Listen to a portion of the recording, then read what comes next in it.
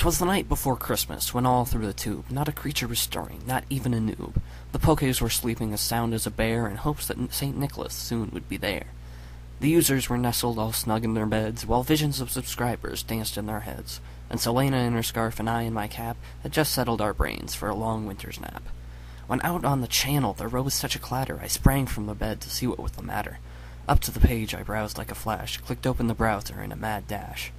The lamp on the breast of the new posted board gave the luster of midday to the anecdotes stored, when what to my wondering eye should appear but a miniature sleigh and 8 tiny Stantler. With a little old driver so lively and quick, I knew in a moment it must be St. Nick. More rapid than Pidgeot's as coursers they came, and he whistled and shouted and called them by name. Now Dasher, now Dancer, now Prancer and Vixen, on Comet, on Cupid, on Donner and Blitzen. To the top of the sight, to the top of it all, now dash away, dash away, dash away all. As dry leaves that before the wild hurricane fly, when they meet with an obstacle mount to the sky, so up to the channel the Stantler they flew, with the sleigh full of praise, and St. Nicholas too.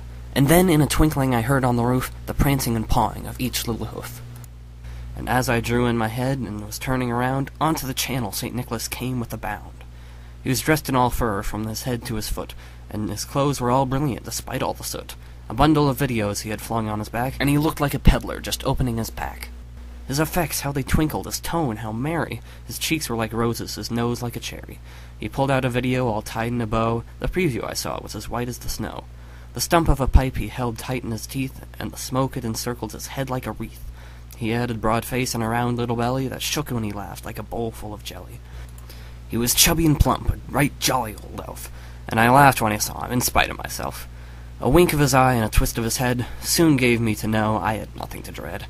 He spoke not a word, but went straight to his work, and upped all the comments, then turned with a jerk, and laying his finger aside of his nose, and giving a nod, off the page he rose, and sprang to his sleigh, to the team gave a whistle, and away they all flew like the down of a thistle. But I heard one exclaim, and drove out of sight, "Merry Christmas to all, and to all a good night."